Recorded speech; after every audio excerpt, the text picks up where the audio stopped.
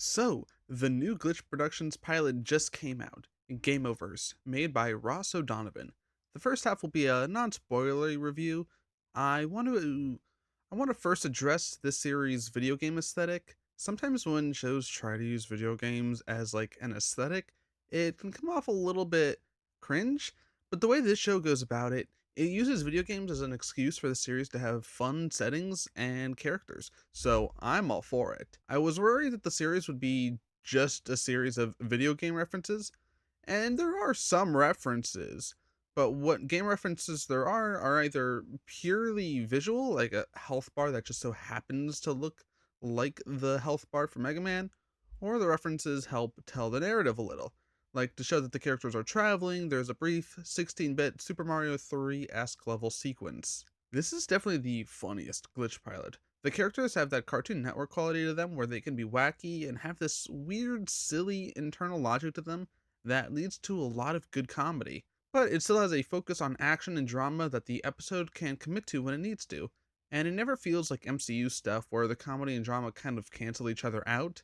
Here, it really does feel like the comedy aspect and the drama aspect sort of build on each other, as they're both working towards the same ultimate goal of getting you to care about these characters and this world, which I think it really does. I do like the narrative. Without getting too far into spoilers, the narrative is mostly just a device for having all these fun game-like characters to team up and have this adventure. It feels kind of similar to something like a Disney World in a Kingdom Hearts game. There's a cool environment, fun character interactions, and a bit of action. It's a nice blend of things to keep the pilot consistently engaging for all 30 minutes. Lastly is the presentation. The animation is stellar. This really is some insanely high quality 2D animation.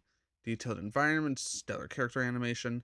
There's a few fight scenes and they are so good. In Glitch's comment underneath the pilot video, they mentioned how so much love went into every frame, and after watching it over, I can fully believe that.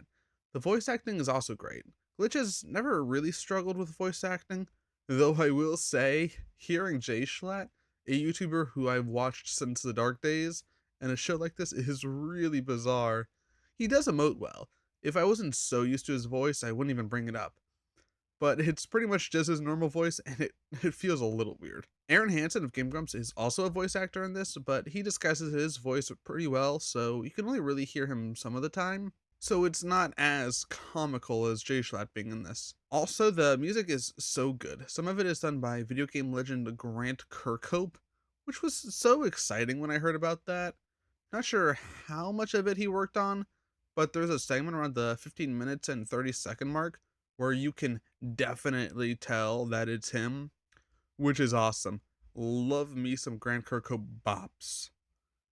Overall, I say if you haven't watched yet, you gotta watch this pilot. It is so fun. It is so charming. I'm really hoping this gets confirmed for a full series. But luckily, it seems most everyone is pretty positive towards it. I have a good feeling about its chances. Okay. Now for a bit of spoiler talk. If you haven't watched the show yet, leave now. Or don't.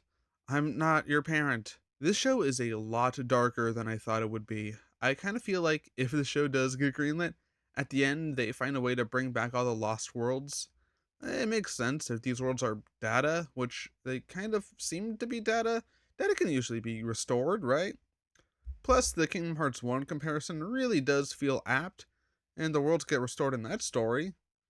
Which, I gotta say, as a fan of both video games as a whole, and also specifically Kingdom Hearts, this series feels like it was intended for me and me specifically. And, by the way, if we're going by this comparison, that does make jschlatt the Donald Duck of the series, and so I just hope you all know that. I really like the characters. There's Kit, who seems to have been kind of traumatized into doing the right thing all the time, no matter what.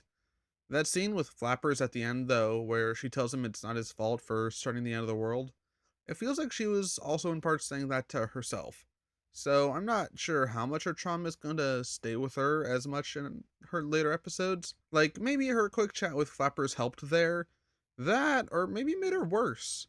and maybe she blames herself for the death of both Flapper's world and her own. I definitely feel like there's more to her character, but a 30-minute pilot also focused on world building isn't exactly the best opportunity to show the fullness of her character. Not to get too into game theory territory, but I could see it going with the angle of maybe she briefly helps the villains when they tell her they think they could bring back all the worlds or something. The fact that the villain group is called Syntax is interesting.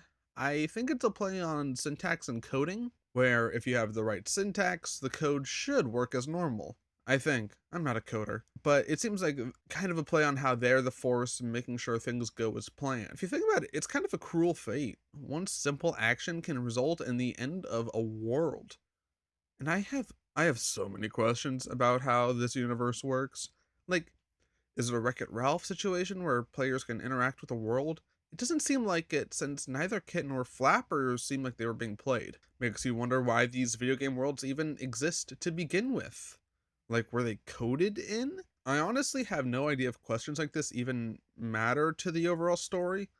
There's a very real possibility things are how they are because that's just how it is. And honestly, I am ultimately fine with that. But still, this universe, it compels me. I like the other two of the main group. Caboodle works well as the realist of the group, but still clearly a hero in his own right. I think the little snippets of him training with the main villain were really fun. You get the sense Caboodle is the type of guy who gets so annoyed because he really is just that much more talented than the people around him. I also just love Gobbles. Certified silly little guy. The moment where the main trio are getting shot at, he just runs to his little iPad to play his learning game, and it asks him to make a dog noise, so he just goes, woof! There's something about that. It was so funny to me that I kind of knew then and there that I was really gonna like this pilot. Even still, I really like his honest chat with Kit where he inspires her to keep going, even though she almost messes everything up. And he says that he's a learning dinosaur and that he's learned from her. It's a really sweet line from a character who so easily could have just been like a useless sidekick who does bits. I do really hope that as this show goes on, he gets a proper skill set beyond just motivational speeches. It'd be fun to see him incorporated into the action somehow, even if it were through something like him being a strategist. Hopefully Flappers becomes a reoccurring character. I kind of doubt he'll be part of the main crew, mainly because they don't have a plush of him at the Glitch merch store, which is kind of a shame. He's easily the funniest character in the whole pilot. The fact that out of nowhere he just gets super buff is always really funny, and I love how they animate his eyes to really capture the idea that there's just nothing going on in that little brain of his. His voice is also, it just gets me, man. There's also the villains. It's cute how they're both two different forms of tutorials, because of course a tutorial would be the best at getting characters to beat the game. Mr. Paper in particular is a fun mix of able to be comedic, but has such a cool power set that he really works both in and out of action sequences. Misinformation is also, well, she doesn't do too much in this pilot besides being the Jesse to Mr. Paper's James, but I gotta say, between her and Kit, this show has a clear fondness for hot cartoon women, and listen, I'm not gonna complain. It does make the fact that they're both in swimsuits by just episode 1 kind of funny, but hey, again, I'm not gonna complain. Then there's the main villain, the Giovanni, if you will. He's pretty forgettable for now, just the big bad Vilgax type for what will hopefully be an awesome fight in the season finale. He clearly has some master plan, so they could definitely do a lot more interesting stuff with him as things progress. But for now, he's just the bad guy. I really want to see what happens next. I want to see what kind of worlds are next. I want to see what kind of new wacky characters will appear and how the characters in this will get further developed. This whole project is clearly such a labor of love. Gameoverse has been a concept for so many years. To see something like this get finally realized feels genuinely meaningful. For those who don't know, on my main channel, Robin the Spellbinder, I did a review of all the glitch pilots before this one, and I did a little tier list ranking them, and I gotta say, this is definitely S tier. Probably my favorite out of any of the glitch pilots so far. Now it's time to wait and see what the future of Gameoverse is gonna be. And maybe I'm calling it a bit early, but I gotta say, my hopes are up. By the way, I just wanted to say, this is my first time Sorry, my eyes are going crazy. I'm just blinking like nuts. By the way, I just want to say, this is my first time making a short review video for something so quickly after it just came out. So if you like this kind of content and want to see more, please be sure to like and subscribe. This is my second channel for more experimental content, but if you want to see some proper video essays, I already mentioned my main channel, link in the description. If you want to see some more glitch related content, as mentioned, I did do a video reviewing all the other glitch pilots on my main, and if you want to just stick to this channel, I am currently uh dating the entire Digital Circus cast via the fan game The Amazing Digital Dating Circus. So that actually has been a surprisingly delightful time. Anyway, go buy GAMEOVERSE merch. I need to see the show get greenlit now.